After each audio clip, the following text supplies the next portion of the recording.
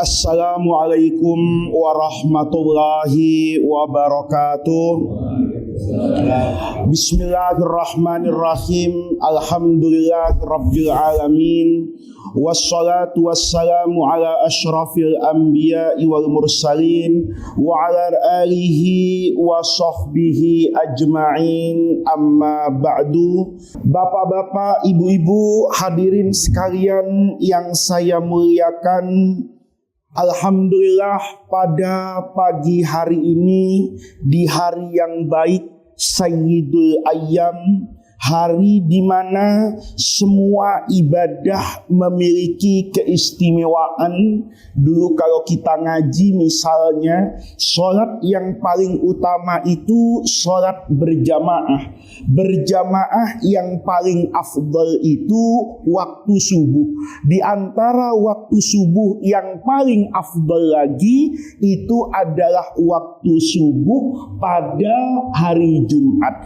Alhamdulillah, pada Jumat pagi ini saya bisa menyambung kembali. Bukan sekedar tali silaturahmi nih Ustadz Junaidi, saya kangen betul ini, tapi juga tali silatul ilmi. Di masjid ini rasanya mulai tahun 2011 saya mengajar. Dulu tuh seingat saya setiap hari Selasa malam Rabu. Ini Ustadz Suntilan hafal karena dulu kalau habis Isya bonceng saya ya ke masjid yang satu lagi, Masjid At-Taqwa. Alhamdulillah ya, 2011 mungkin sampai 2017 mungkin atau 2018 saya kemudian dengan berbagai kondisi tidak lagi bisa hadir setiap minggu. Alhamdulillah di pagi hari yang baik ini takdir Allah kemudian menuntun kita semua untuk memulai membaca kitab Al-Hikam. Saya tadi masuk itu ke arah sini, itu seperti nostalgia. Nostalgia, saya mengingat-ingat kembali. Di antara semua pengajian yang saya mengajar di sini, misalnya di Masjid Hayatul Islam, saya mengajar kitab Bulughul Maram. Kemudian dulu di Masjid Darul Mukri, itu pertama kali saya ngajar adalah membaca kitab tafsir. Kemudian di Mushola Al-Makbul itu saya membaca kitab fikih Maraqi Al-Ubudiyah. Kemudian di Masjid At-Taqwa itu saya membaca kitab hadis Riyadus Shalihin. Muter di antara 4 masjid itu. Ilmunya sebetulnya lebih banyak berdimensi ilmu lahiriah, ilmu syariat yang mengedepankan ibadah zahir kita kepada Allah. Kita belajar sholat misalnya, atau dulu ini Pak Haji pasti masih ikut ya, Sutoyo juga masih ikut. Itu dari awal saya ngajar Maraqi Al-Ubudiyah itu tentu dari wudhu, dari toharoh, masuk kemudian sholat. Itu kan sebetulnya dipahami oleh orang itu sebagai ilmu syariat. Tetapi nanti di dalam agama ada satu ilmu lagi, itu namanya ma'rifat atau hakikat. Jadi hakikatnya sholat itu sebetulnya ketundukan kita kepada Allah. Orang itu penting untuk sholat, tapi tidak kurang penting menjadi apa orang itu setelah sholat. Nah, itu namanya ilmu hakikat, ma'rifat. Jembatan di antara keduanya itu namanya tarekat. Kalau kemudian kita lihat, beragama yang benar ini harus menggabungkan kedua-duanya. Maka Bapak nanti akan mendapati orang yang nyeleneh dari pakem agama, yang nyeleneh dari ajaran agama. Ketika orang itu sampai misalnya pada satu ilmu, yang ilmu itu tidak dia dapatkan melalui jenjang yang benar. Ada orang kadang-kadang kalau kita tanya, "Loh, ndak sholat ya?" Ya ndak lah, sudah ndak level sholat. Gitu. Kenapa ndak level sholat? Saya ini ilmunya sudah hakikat. Saya ini ilmunya sudah ma'rifat. Saya ini sudah menempuh suluk jalan sufi. Lalu ndak sholat misalnya. Itu bukan ajaran yang benar. Kenapa? Karena orang yang benar itu akan membutuhkan ilmu syariat sebagai wadah. Tuangannya itu adalah ilmu apa itu? Hakikat. Misalnya, saya sholat itu diajarkan untuk tunduk kepada Allah. Kalau orang itu nunduk kepada Allah, tapi tidak sholat, di mana bukti ketundukannya kepada Allah? Kan sama, kayak bapak bilang, saya itu kalau sedekah itu yang penting kan ikhlas. Betul, sedekah itu yang penting ikhlas. Tahu ikhlas atau tidak ikhlasnya, kan harus sedekah. Kalau bapak tidak bersedekah, lalu dari mana yang namanya apa ini? Ikhlas. Ikhlas itu kan butuh yang namanya apa itu? Wadah. Wadahnya itu di mana? Saya untuk misalnya, saya itu yang penting ikhlas, yang penting tulus. Tapi tidak pernah apa ini? Sedekah. Kan sama toh dengan orang doa. Rabbana hablana min azwajina, itu minta ya, Rabbana hablana min azwajina. Itu nanti minta apa? Qurrata a'yun. Qurrata a'yun itu betul kita minta, saya kepengen punya zuriyah yang soleh dan solehah. Doa itu sepanjang masa, tidak kawin-kawin. Itu rata-rata kan menghina sebetulnya. Dari mana dia sebagai manusia biasa kemudian mau punya zuriyah, kalau tidak kemudian menggunakan wadah yang namanya apa itu? Nikah. Jangan kemudian orang bilang begini, itu Ibunda Maryam, ya Siti Maryam itu nggak punya suami, punya anak. Ya kalau orang sekarang Maryam berumpung, yang tidak punya suami, punya apa ini? Punya anak, pasti nggak beres. Gitu. Kenapa? Ya karena makomnya apa itu? Berbeda. Tidak mungkin kemudian ada mukjizat turun di perumpung, ya nanti akan hebatnya sama dengan gambaran Maryam Isa alaihis salam. Jadi di sini bapak-bapak, saya tadi begitu turun tol, itu ingat betul. Ya dulu di sini tuh kan ngaji kitabnya spesial. Yang pertama dulu mafahimnya, yajibu antusohah, kitabnya Sayyid Muhammad Al-Maliki. Kemudian hatam selesai di situ, kita ngaji kitab hikam kan.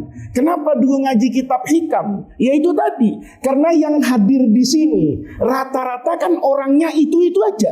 Saya ngaji ke sana ya ketemu orang itu. Saya ngaji ke sini ya ketemu orangnya ndak berbeda jauh. Kalaupun tidak datang secara fisik, speakernya kedengeran di mana-mana, wong sekampung di sini. Maka saya katakan perlu untuk mengaji yang namanya apa ini? Tasawuf. Supaya orang itu nanti menjadi manusia yang apa ini? Yang lengkap. Karena makom yang paling diharapkan dari tasawuf, tasawuf itu kan dalam bahasa Arab itu artinya sofa. Sofa itu bersih. Kita ini kapan bisa menjadi bersih? Ini kuncinya. Kapan saya ini hidup bisa menjadi bersih? Kita kan hidup kadang-kadang tidak bersih, Pak. Ya, mau nyalon jadi RT, rajin ke masjid misalnya, ya kan? Ya, ada yang kayak begitu, ya. Ada. Artinya Pak, tidak bersih nih. Tidak bersihnya apa? Ke masjidnya itu punya apa itu? Kepentingan. Atau misalnya rezekinya seret, rajin kemana ini? Masjid. Nanti rezekinya lancar, hilang. Kemana itu orang? Kok tidak pernah kelihatan datang sholat apa ini? Di masjid. Pak, dia sekarang sibuk dengan apa ini? Bisnisnya. Nanti misalnya setahun Tahu-tahu ada lagi di masjid. Masya Allah, Bapak lama enggak ngeliat. Iya Ustaz, saya dapat cobaan ini, bangkrut usaha saya. Itu namanya dia tidak sofa.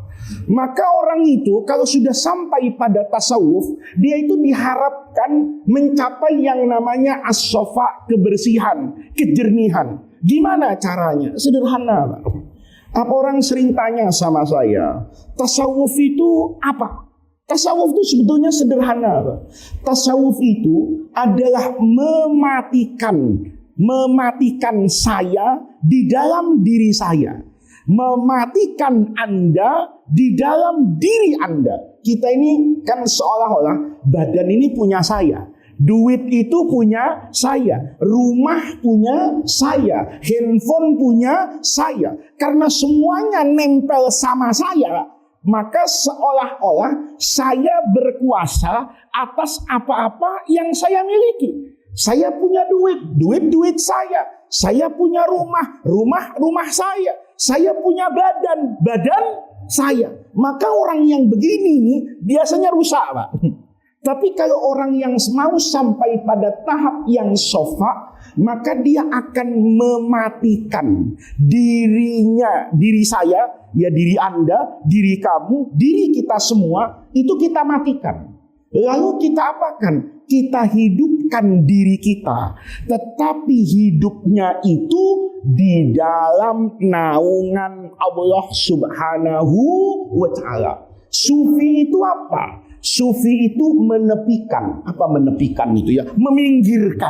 Meminggirkan diri pribadinya dan menghidupkan siapa itu? Allah di dalamnya. Kalau kita bisa sampai ke sana, bapak-bapak, itu pasti akan jadi orang apa ini? Orang sufi. Orang sufi itu menepi, Pak. Ditepikan dirinya, disingkirkan dirinya. Yang dinomorsatukan itu siapa? Allah. Maka contohnya itu menjadi mudah. Kalau orang tanya misalnya sama guru, saya kepengen jadi orang apa ini? Sufi. Maka kata guru, kalau kamu mau jadi orang sufi, kamu harus mampu menempuh perjalanan orang-orang yang terbukti di dalam sejarah, dia menjadi orang yang menempuh jalannya Allah. Siapa itu? Para nabi. Oke. Ini karena mukaddimah tidak panjang-panjang, Pak. Tapi ini para kesimpulannya. Para nabi. Para nabi itu siapa, Ustaz? Orang kalau mau jadi sufi, orang kalau mau jadi sofa, itu harus niru para nabi. Misalnya Nabi Ibrahim. Apa yang harus saya ambil dari Nabi Ibrahim? Ya Bapak, kalau nanti mau menghidupkan Allah di dalam diri Bapak, mematikan hawa nafsu, keinginan pribadi di dalam diri Bapak, menjadi orang yang selalu melihat ridhonya Allah, harus kayak Nabi Ibrahim.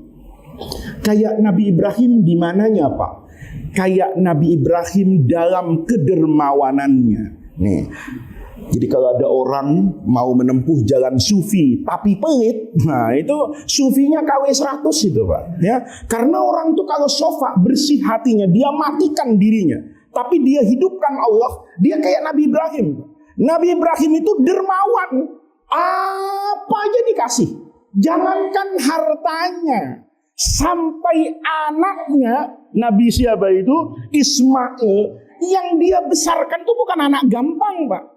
Nabi Ibrahim itu punya anak, usianya juga sudah tidak terlalu apa ini, muda. Kan ketika berjalan itu Nabi Ibrahim doa itu, Rabbi habli minas sholihin. Ya Allah, saya ini sudah berjuang. Karena perjuangan ini butuh generasi yang meneruskan perjuangan saya minta apa ini? Anak. Karena asalnya Nabi Ibrahim nikah lama ya dengan ibunda Sarah, itu tidak punya apa itu? Tidak punya anak. Maka Allah nanti takdirkan Nabi Ibrahim menikah dengan ibunda siapa itu? Hajar punya anak. Anaknya itu dibesarkan itu dengan air mata, Pak. Dibesarkan begitu besar sedikit ya, disuruh taruh di mana itu? Di Mekah, masih bayi, tanpa apa-apa dan tanpa siapa-siapa. Bapak sejarahnya udah paham itu. Kata Allah, kamu taruh anakmu itu dengan istrimu, yang nanti Nabi Ibrahim doa kan, Rabbana inni askantu min dzurriyyati biwadin ghairi dzi zar'in inda baitikal muharram. Itu ghairi dzi zar'in. Dzi zar'in itu yang tidak punya tanaman. Kalau tidak ada tanaman, itu artinya tidak ada kehidupan. Karena kambing tidak mungkin hidup kalau tidak ada daun. Sapi tidak mungkin hidup kalau tidak ada rumput. Maka rumput itu jadi makanannya hewan. Rumput itu cerminan adanya air. Karena kalau tidak ada air, tidak mungkin adanya tumbuh-tumbuhan. Tanpa adanya air, orang itu tidak mungkin untuk apa ini? Hidup. Oleh karena itu, kata Nabi Ibrahim, saya minta tolong ya Allah, kalau engkau perintahkan anak saya, anak keturunan saya, istri saya, tinggal di tanah yang ghairi dzi zar'in, ya tolong sama apa ini? Dibantu. Dibantu sama Allah kan? Hidup tentram di Mekah. Besar-besar Nabi Ibrahim nengok, disuruh diapain Pak? Sembelih.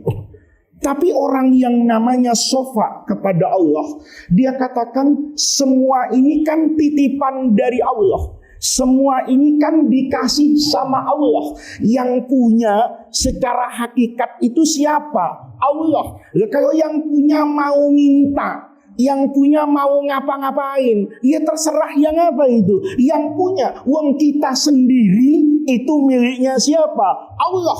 Maka ketika dia punya uang nih, kemudian ya alhamdulillah masjid itu udah bagus ya. Dulu kan masjid ini nggak sebagus ini. Misalnya zaman dulu Masjid Al-Maghfirah kan nggak seterang ini sajunya ini ya, nggak ada AC-nya dulu, nggak ada AC-nya, dan karpetnya juga seingat saya nggak sebagus ini pertama kali saya ngaji. Kemudian misalnya nih Ustaz Ade ini ada kan tadi ketua masjid ini, misalnya nanti saya mau memperbaiki, memperbagus, memperlebar apapun, Bapak diminta apa ini? Sumbangan. Begitu Bapak diminta sumbangan, kalau orang itu sudah sampai pada tahapan menghidupkan Allah, dia mikir, saya bangun rumah habisnya sekian. Sekarang yang mau dibangun siapa itu? Rumah Allah. Dia kasih nih Pak, tapi bukan untuk bangga-banggaan. Karena tulis ya, nama gua paling atas ya. Itu 100 juta. Dari siapa? Muhammad Faiz, dermawannya Cipinang. Ya enggak begitu juga gitu. Tapi kalau Bapak tulus, ya ini titipan kok. Dia menepikan dirinya. Dia mematikan hawa nafsunya. Dan dia hidupkan bagaimana caranya melihat ridhonya Allah Subhanahu wa ta'ala. Makanya orang kayak Nabi Ibrahim, ya kayak nabi-nabi yang lain, itu ibarat makom tasawuf, itu sampai pada fana. Bapak kan suka dengar tuh ya, wah itu orang hebat, sudah apa itu fana sama dunia. Fana itu kan sederhana.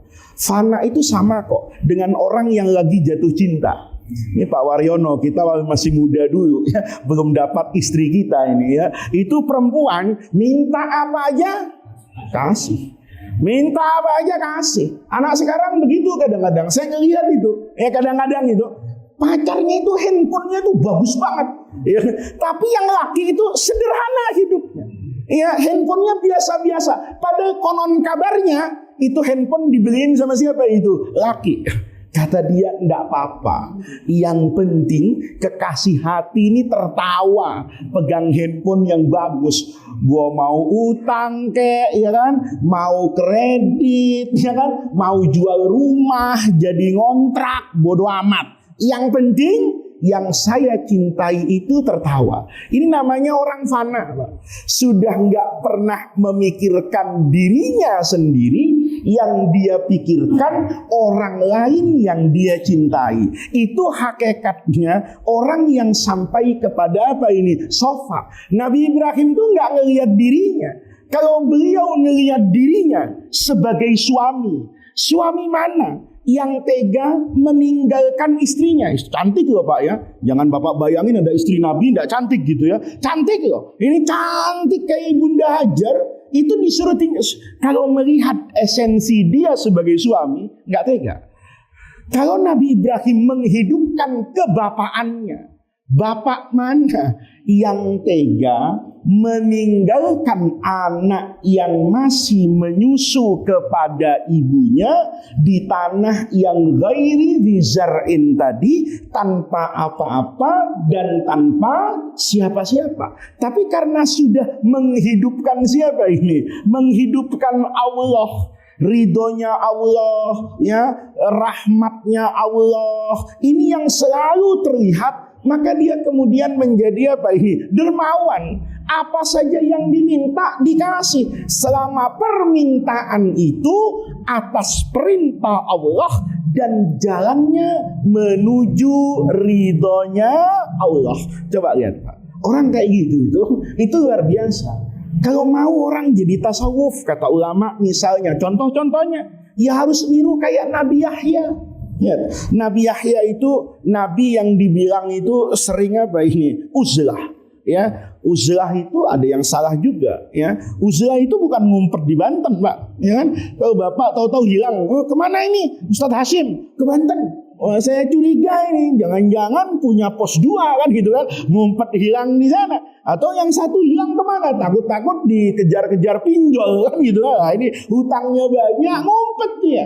Kan begitu toh? Nah, yang namanya Nabi Yahya alaihissalam itu dikatakan ini kan nabi yang uzlah. Ya, uzlah itu bukan menghilang, Pak, pergi dari keramaian dunia. Tetapi uzlah itu orang tidak terlalu mencampuri dan terlibat dengan kehidupan ini secara total. Nih, kita ini sekarang nih sering banget Pak, mencampuri semua urusan. Saya misalnya nih pagi ini subuh-subuh di Masjid Al-Maghfirah ngomongnya ilmu. Keluar dari situ ada tetangga ngomong sedang apa ini? Politik. Siapa ini pejabat gubernur sebentar lagi? Wah ribut. Gini. Saya ikut ngomong lagi di situ. Ya, nanti ke sana ini harga BBM tinggi, ngampurin lagi saya. Semua urusan saya apakan itu? Saya campuri. Walaupun itu mungkin bukan bidang saya, mungkin itu bukan spesialisasi saya, tapi ngampurin. Tiap ada orang berkerumun, saya ikut. Tiap ada orang ngobrol apa, saya ikut. Orang ke barat, saya ikut. Orang ke timur, saya ikut. Ingat Pak, orang yang kayak gitu, dia akan tenggelam dalam kerumunan. Bapak kalau ada kerumunan nih, maulid, ya, saya nyarinya juga susah. Tapi kalau Bapak terpisah dari kerumunan itu, misalnya ya semasjid apa ini Al-Maghfirah ini, misalnya mulutan atau di lapangan yang lebar lah, supaya gambarannya gampang. Saya tanya misalnya, Ustaz Junaidi hadir nggak? Hadir, Ustaz. Di mana? Oh di dalam. Udah saya udah nggak gue cari, kenapa? Nyarinya jelas. Tapi kalau beliau duduk di pinggir, agak apa ini? Berjarak. Ya, depan mimbar biasanya kan ada tempat apa ini? Kosong dekat tukang son, ya kan? Di situ beliau, saya nyarinya akan apa ini? Mudah, karena dia tidak tenggelam. Bapak untuk mendapatkan sofa, orang itu sebetulnya perlu memiliki jarak dengan apapun. Ini sama loh. Orang itu cantik atau tidak cantik, ganteng atau nggak ganteng, itu sebetulnya soal jarak, Pak. Bapak nih punya istri cantik banget, udah kayak bidadari lah, ya, cantik banget, sudah kayak Zulaiha misalnya, cantiknya luar biasa. Tapi dilihatnya hidung sama hidung, Pak. Bapak tempelin nih istri Bapak yang cantik, jangan istri orang, ya kan? Iya, tempelin sama suaminya kan itu. Bapak punya istri cantik nih, taruh depan apa ini? Muka Bapak, hidung nempel sama hidung. Kelihatan nggak cantiknya? Enggak. Kenapa? Terlalu dekat. Punya istri cantik banget di Cipinang, dilihat dari Bogor, kelihatan nggak cantiknya? Nggak kelihatan. Kenapa? Terlalu jauh. Jadi cantik itu Pak Waryono sebetulnya cuma masalah jarak. Jadi kalau Bapak punya istri kok kayaknya kurang cantik ini, mungkin terlalu dekat atau mungkin terlalu apa ini? Jauh. Artinya apa? Orang kalau selalu melihat dari aspek kedekatan, dia juga nggak bisa objektif.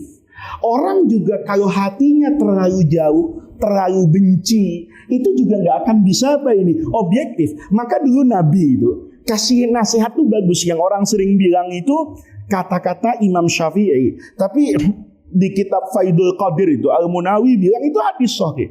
Kata Nabi gini, ahbib habibaka haunamma asa ayyakuna baghidaka yaumamma wa abghid baghidaka haunamma asa ayyakuna habibaka yaumamma. Orang itu kata Nabi kalau mencintai ahbib, orang yang kamu cintai, cintailah sewajarnya. Karena kita tidak pernah tahu orang yang hari ini kita cintai, asa ayyakuna baghidaka yaumamma, nanti bisa jadi apa ini? Musuh. Sama kata Rasulullah, wa abghid baghidaka haunamma. Orang itu kalau mau membenci orang, ya benci sewajarnya. Asa ayyakuna habibaka yaumamma. Mungkin orang yang hari ini saya benci, satu hari nanti itu akan apa ini? Jadi orang yang saya cintai. Sama. Dulu pesan para pujangga sufi itu, orang tuh jangan pernah benci orang. Dulu ada syair tasawuf itu bilang begini, kamu itu jangan pernah meletakkan duri di jalan menuju rumah saya. Kita kalau benci sama orang, kan udah pengennya ngerobohin rumah orang, benci orang. Kata orang tasawuf tuh, jangan pernah Bapak menaruh paku, menaruh duri di jalan menuju ke arah rumah saya.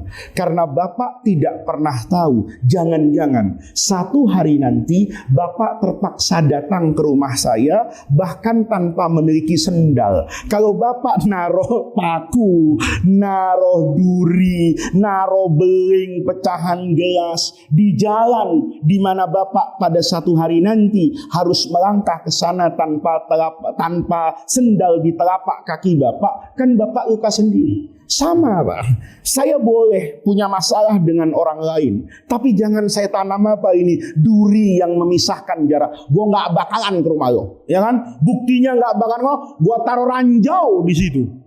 Taruh ranjau, kalau diinjak meledak.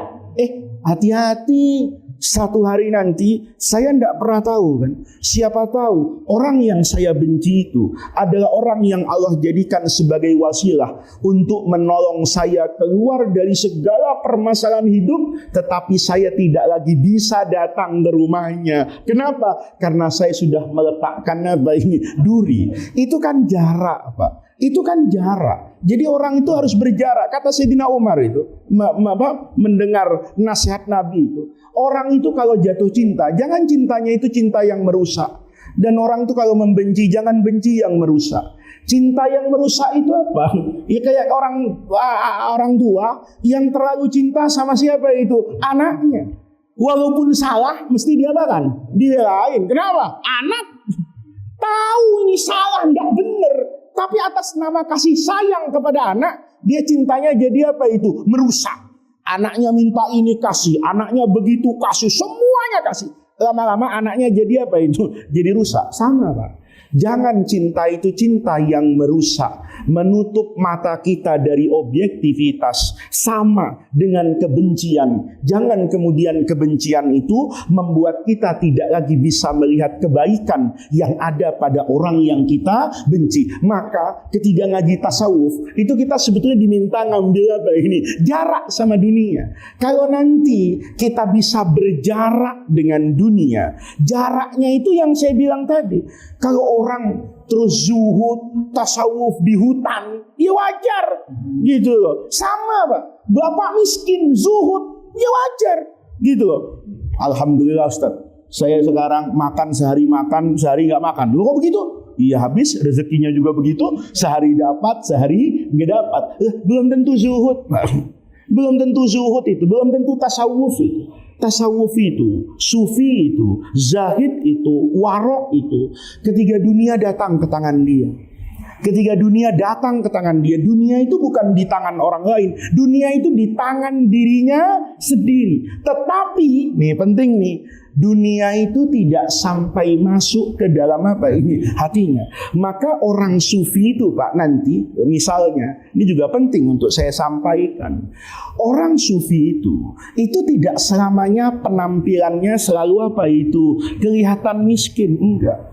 Imam Abul Hasan As-Sadili. Ini kakek gurunya Imam Ibnu Athaillah yang kita baca kitab hikamnya. Karena Ibnu Athaillah itu punya guru namanya Abul Abbas Al-Mursi. Ya, Al-Mursi Abul Abbas itu dari Mersi, dari Spanyol. Bahwa bisa bayangin nih, dulu di Spanyol itu sebelum ada Cristiano Ronaldo, sebelum ada Messi, ada Barcelona sama Real Madrid, Sevilla. Itu negeri-negeri di mana dulu Islam itu berjaya dengan para ulamanya. Jadi Ibnu Athaillah itu punya guru namanya Al-Mursi Abul Abbas. Itu dimakamkan di Mesir, di Iskandaria, di tepi pantai. Al-Mursi Abul Abbas itu punya guru namanya Imam Abul Hasan As-Sadili. Kalau Bapak pernah dengar tarekat namanya Sadiliyah, Hizbun Nasor, Hizbul Ikhfa, Hizbul Bakhr, terus orang yang setiap zikirnya itu ada ya huwa ya huwa ya huwa. Kalau Bapak kan Ar-Rahmanur Rahimul Malikul Qudusus Salam. Nah, kalau ini ada domir huwa itu biasa menjadi ciri khas tarekat Sadiliyah. Imam Abul Hasan As-Sadili itu adalah sufi besar, Pak, yang selalu berpakaian bagus, yang di dalam hidup itu kalau beli motor sekarang itu Yamaha NMAX lah ya, bukan yang agak odong-odong gitu, enggak lah, itu yang diambil yang yang bagus. Muridnya itu ada yang enggak terima. Ini guru besar sufi, tapi mobilnya bagus, tapi bajunya bagus. Itu dalam hati. Nah, wali itu hati-hati, Pak, ya. Jadi kalau Bapak mau tahu saya ini wali atau enggak, itu ujiannya bisa gampang, Pak, dan banyak. Nah, Imam Abul Hasan As-Sadili itu muridnya itu apa? Kata orang Jawa itu kerentak. Dalam hati itu apa namanya ya?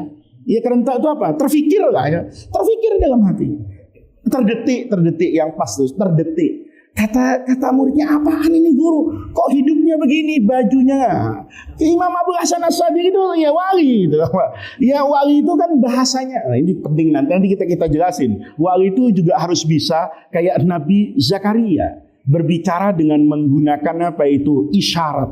Karena apa-apa kadang-kadang itu tidak bisa dibahasakan secara verbal, secara lisan. Ini Abul Hasan As-Sadili. Itu kemudian satu hari ya bukan ketepatan, sudah diskenariokan oleh siapa ini? Allah takdir. Murid yang terdetik itu diajak. Kata dia, muridku, kamu tahu nggak? Saya baru beli kereta kuda.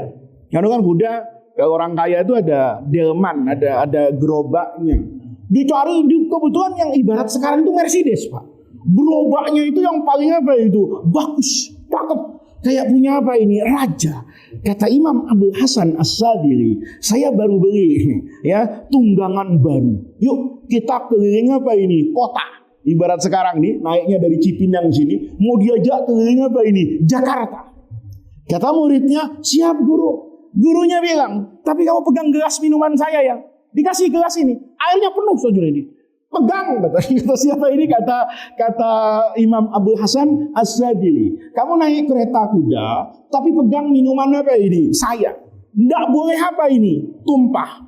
Kalau tumpah, kamu nggak boleh lagi berguru kepada saya. Sampai di sini pertemuan kita, kamu harus pergi sejauh-jauhnya. Jangan lagi kamu melihat muka saya sampai hari kiamat. Masya Allah. Ya takut murid, pegang gitu kan, jalan nggak kemana-mana ini, ke Monas kemana-mana, muterin Jakarta ibarat sekarang nih. Selesai balik ke masjid, ya mungkin udah berjam-jam ini. Maka gurunya tanya ini, murid, gimana? Ibarat bahasa sekarang, mobil saya gimana?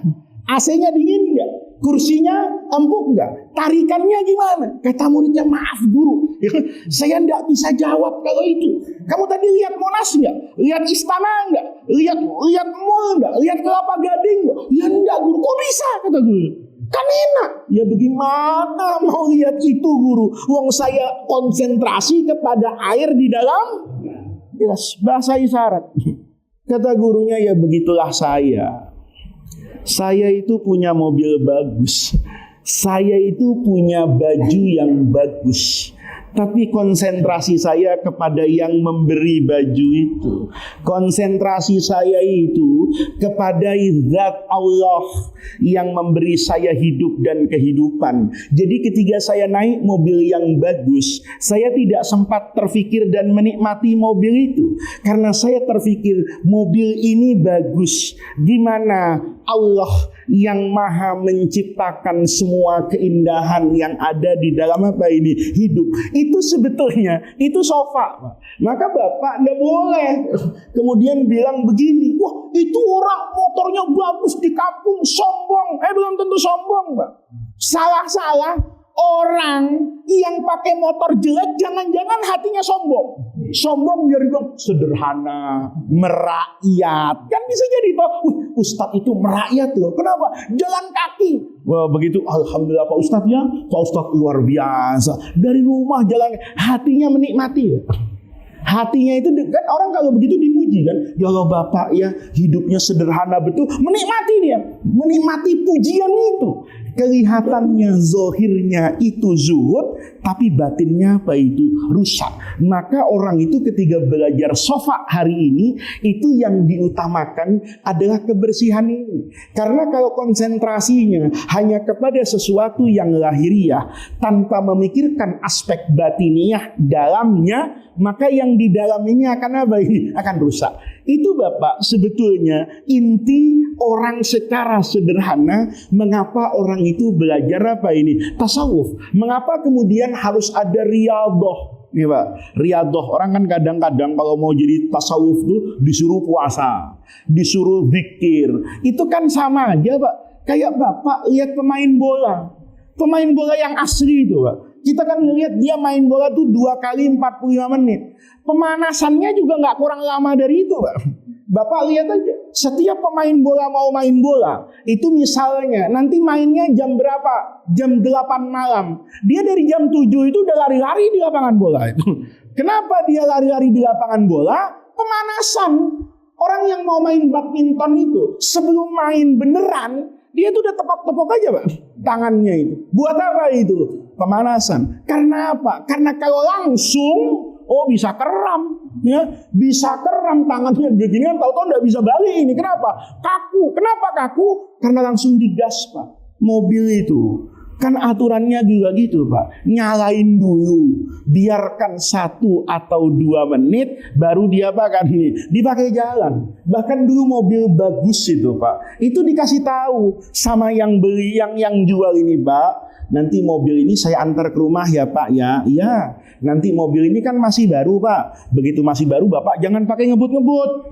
Pakai aja Pak. Bapak bawa ke jalan tol malam-malam terus Bapak jalanin aja 60, 70, 80. Konsisten 100 kilo. Nanti pulang 200 kilo. Kalau bisa jangan dipakai tarik-tarikan sampai 1000 kilo. Itu artinya apa? Supaya mesinnya biasa Pak ini jalan dulu. Ini langsung diapakan ini? Langsung digas. Ya tentu akan memiliki dampak yang apa ini? Negatif. Jadi bapak-bapak, orang juga begitu. Kalau mau sampai tahapan yang tinggi, diminta untuk apa ini? Riyadhah. Bisa nggak sih puasa? Kalau puasa saja susah, gimana mau jadi sufi gitu? Kalau berpisah dengan tempe, itu rasanya sulit. Apalagi dengan duit 1 miliar, kan gitu Pak. Kita ini, kalau dengan tempe tidak bisa berpisah, dengan rendang tidak bisa berpisah, dengan es kelapa tidak bisa berpisah. Apalagi berpisah dengan anak kayak Nabi Ibrahim, apalagi berpisah dengan tanah air seperti Rasulullah. Nah ini sebetulnya Bapak konsep orang yang belajar apa ini? Tasawuf. Maka ambil barokahnya misalnya Ibnu Athaillah, dulu kita pernah ngaji juga di sini. Kata Ibnu Athaillah, "Idza fatahallahu 'alaika babal fahmi fil man'i." Kalau kamu pada satu hari sama Allah itu dibukakan pintu pemahaman fil man'i. Kenapa Allah nggak kasih sama kamu? Al-man'u itu kan tercegah dari rezeki, tercegah dari sehat. Tapi kamu paham betul hikmah di balik itu, maka adal man'u ainal ata. Yang asalnya itu merasa tidak diberi rezeki, justru tidak diberi rezekinya itu, ketika kamu paham, itu adalah apa itu? Rezeki. Ketika kita tidak diberi, itu justru rasanya jadi apa ini? Diberi sulit, Pak. Rasanya kan kita selalu kalau dapat duit, alhamdulillah. Nggak dapat duit, ngomel. Ya Allah, duha udah. Waqiah tiap malam, ya kan, miskin juga, gue ngambek. Nih kan begitu, tak? Dia lupa, bapak-bapak, bahwa bangun subuh ini apa? Rezeki. Bapak ngaji ke sini, rezeki ini, Pak. Ini rezeki gede. Allah janjikan kok, man salaka tariqan, kata Rasulullah, yaltamisu fihi ilman, sahalallahu lahu bihi tariqan ilal jannah. Nanti orang yang rajin datang ke majlis ilmu itu masuk surganya lewat tol. Yang jarang ke majlis ilmu lewat arteri, macet lagi. Ya begitu macet, ya Allah, itu orang enak banget tuh. Iya, kan dia rajin apa itu? Ngaji. Berarti pengajian itu apa? Rezeki.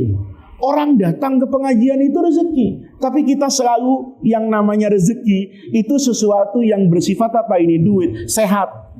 Sehat itu belum tentu, Pak, rezeki. Bisa jadi sehat itu jadi apa? Azab. Gara-gara sehat mana-mana, kawin di mana-mana, macam-macam di mana, boleh jadi. Tapi ketika sakit, tiba-tiba hatinya apa ini? Menunduk. Ya Allah, iya ya. Kayak hari ini nih, Pak, mahal banget rasa aman. Ya, cipika-cipiki, guru ketemu, ya Allah Ustaz Junaidi saya cium tadi. Waktu corona, rada-rada ngeri.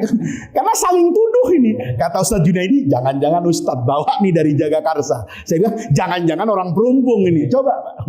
Cuman alokasi makhluk yang gak jelas sampai sekarang. Bapak pernah lihat corona gak? Gak pernah toh. Sampai hari ini tuh makhluknya kita gak lihat. Ini musuh kita menghancur. Bukan cuma Indonesia, Pak. Seluruh sendi kehidupan di dunia itu gak balik sampai hari ini. Saya kemarin pergi haji. Begitu pergi haji itu saya cari, Pak, teman-teman saya itu, ya, teman-teman, baik teman-teman ilmu, teman-teman dagang, saya datangi tokonya tutup. Saya tanya kemana? Bangkrut, Pak. Nggak bisa bayar sewanya ini. Lalu dia kemana sekarang? Nggak tahu ada di mana. Lihat, ya, itu toko besar di Madinah. Saya cari langganan saya di Mekah, tutup, Pak. Kenapa? Karena dampaknya Corona. Lihat hotel-hotel itu nangis semua orang. Itu sedunia. Makhluknya sampai hari ini nggak kelihatan. Tapi hikmahnya banyak, Pak. Kita tahu betul yang namanya rasa aman hari itu. Kita tahu betul nikmatnya berjabat tangan itu luar biasa. Di orang habis jabat tangan hand sanitizer, gitu kan? Itu begitu, Pak. Saya habis keluar mandi. Waktu saya pikir corona enggak, masuk angin tiap malam saya ini. Kenapa? Ya karena mandi semuanya. Karena kata dokter ya begitu caranya. Untuk apa itu? Sehat. Ya itu artinya apa, Pak? Itu kan pelajaran dari Allah kan. Loh, itu mahal loh. Rasa bersama kayak begini. Dulu Jumatan pernah ditutup loh. Ketika Jumatan ditutup tuh kan terfikir, ya Allah, ini kalau sampai hari kiamat terus tidak ada Jumatan, betapa ruginya saya. Baru ingat kan, tuh lo rasain, kemarin Jumatan boleh, lo kagak Jumatan. Giliran Jumatan dilarang, paling ribut nih orang. Iya tak? Kita pernah merasakan kayak begitu. Nah itu ketika kita tahu itu adal man'u ainal ato. Begitu ngelihat corona, itu corona jadi apa itu? Rezeki. Rezeki kita belajar kekuasaan Allah. Kalau Allah mau yang manusia bangun. Itu saya merasa betul, Pak. Saya punya anak saya nomor 2 itu suka sama pesawat. Jadi tiap hari itu buka aplikasi kayak navigasi, kayak peta dunia. Kadang-kadang kita buka di televisi itu. Kalau lagi kayak hari-hari ini udah lumayan, Pak. Itu di atas wilayah udara Indonesia kita bisa lihat ribuan pesawat terbang, Pak. Ya, bisa pesawat kita, bisa pesawat orang. Ya, orang dari Singapura mau ke Australia kan izin lewat atas Pulau Jawa, Pak. Orang dari Cina mau ke Australia ya pasti lewat Indonesia. Orang dari sini mau ke Hawaii, dari mana-mana pasti lewat jalur udara Indonesia. Waktu itu saya bilang sama anak saya, coba klik ini pesawat. Diklik sama anak saya, kebuka pesawatnya. Oh, pesawat ini dari Hong Kong, Abi. Mau gini-gini, bawa penumpang sekian. Gitu. Luar biasa. Teknologi. Begitu corona, sepi itu udara. Ya kan? Sepi, yang gede-gede itu hilang, Pak. Kalaupun muncul, itu pesawat kecil. Dari situ saya, iya ya, Singapura itu pusat penerbangan dunia. Dia punya terminal 5, ya, punya terminal 5, punya pesawat tuh gede-gede, nggak ada yang kecil-kecil. Itu ratusan jumlahnya. Bapak bisa bayangin hari itu seorang Singapura Airlines itu sampai bayar ke Australia, Pak. Untuk apa? Markirin pesawatnya. Karena pesawat dia kalau dia parkirin di bandara cuma cukup 1/4-nya. 3/4-nya itu nggak cukup. Itu negeri yang kecil, tapi pusat penerbangan apa ini? Dunia. Coba Singapura Airlines tuh kemana yang nggak ada? Semua kota itu ada. Kadang-kadang terbang ke satu kota di Amerika kayak di New York situ. Singapura tuh punya penerbangan sehari 3 kali, Pak. Itu jaraknya 18 jam. Garuda sampai hari ini nggak punya penerbangan langsung ke New York. Itu baru satu kota. Tapi yang hebat dan gagah Singapura kayak begitu, Pak. Itu langsung kolaps di tangan apa ini? Di tangan yang namanya corona. Coba bisa bayangin. Sampai untuk cari duit Singapura Airlines itu ada pesawat yang dihidupin, Pak. Ya, dihidupin dipakai apa itu? Ruang wisata. Ya, udah masuk ke pesawat saya. Kenapa? Karena bandaranya sepi. Itu corona. Dari situ saya paham, oh iya ya, saya diajarkan secanggih apapun Singapura, dia kalahnya itu cuma sama COVID. Begitu ada COVID, itu negara langsung mati, Pak. Kalau Indonesia enggak mati, ada penerbangan Jakarta-Surabaya, ada penerbangan Jakarta-Semarang. Kalaupun enggak ada orang, ada barang. Kalau Singapura mau terbang kemana? Uang cuman di kota itu. Bapak bisa bayangin. Hong Kong itu lihat. Itu terpukul betul sektor ekonominya. Kenapa? Ya cuman sekota itu. Mau ngapain lagi? Dulu duit begitu mudah. Coba bisa lihat. Bandara Singapura itu 24 jam. Kalau kita mendarat, ramenya kayak pasar Mester mau lebaran. Ya, cari orang tuh Masya Allah, tiap nengok orang. Bapak kalau mau tahu mukanya orang sedunia, ya ke Bandara Changi. Itu ada model kulit kayak apa, model baju kayak apa, dari orang yang paling punya malu sampai orang yang gak punya rasa malu bajunya, itu ada di bandara ini. Lengkap. Tapi begitu Allah kasih corona, oh iya ya, saya al-man'u, dapat larangan pergi, larangan bergaul, larangan sosial. Tapi pada saat yang sama saya dapat rezeki akan kesadaran betapa lemahnya manusia kalau berhadapan dengan kekuasaan Allah. Saat itu saya jadi sufi itu. Kenapa? Karena saya paham, oh tidak diberi oleh Allah pada sesuatu yang saya bayangkan sebagai pemberian, ternyata tidak diberinya karena itu adalah pemberian. Begitu saya sakit, rajin baca Quran. Waktu COVID kan gitu, Pak. Rajin baca Quran. Keluar rumah pasti baca Bismillahirrahmanirrahim. Corona. Takutnya luar biasa. Maskernya sampai apa ini? 2 lapis. Hari ini udah dilepas tuh. Udah nggak ada. Udah. Sholatnya kendor, ya kan? Doanya berkurang, ya kan? Ikhtiarnya dulu tukang jamu laku, Pak. Kenapa? Wah, ini untuk COVID, ya kan? Suruh makan apa itu? Jahe, suruh makan kunyit, ya yang panas-panas biar COVID mati. Saya daripada banyak-banyak begitu makan nasi Padang, Bang. Karena ada semuanya di situ. Panasnya ada, ininya ada. Ya, ketika seperti itu kita tahu, nah ini sebetulnya hakikat orang belajar apa ini? Tasawuf. Nah, ini sebagai mukaddimah, nanti kita lanjutkan. Saya mau tanya dulu sama Sutoyo itu dulu bacanya sampai gimana? Karena sudah cukup lama tidak membaca kitab hikam ini. Intinya begitulah pengajian kita, belajar untuk menjadi apa ini? Sufi. Di sana ada riyadhah, di sana ada usaha, tapi zikir itu sebatas wasilah. Tujuannya adalah ridha Allah Subhanahu wa ta'ala. Mudah-mudahan Allah jadikan jam'ana hadza jam'an marhuma wa tafarruqana min ba'dihi tafarruqan ma'suma. Mudah-mudahan semua kebaikan yang kita lakukan dan kita kerjakan di Masjid Jami Al-Maghfirah ini Allah catat sebagai tawassul dan wasilah kita untuk mendapatkan khairat dunia wal akhirah. Mudah-mudahan dengan berkah pengajian, langkah kaki yang kita gerakkan ke masjid ini, Allah senantiasa membersamai kita, membersamai keluarga kita, anak keturunan kita, zuriyah kita, orang-orang yang kita cintai dan orang-orang yang mencintai kita untuk selalu berada dalam rahmat dan ridha Allah Subhanahu wa ta'ala. Rabbana atina min ladunka rahmah wa hayyi hayyi lana min amrina rasyada. Allahumma la tahrimna khaira ma indaka li syarri ma indana. Kurang lebihnya saya mohon maaf. Assalamualaikum warahmatullahi wabarakatuh.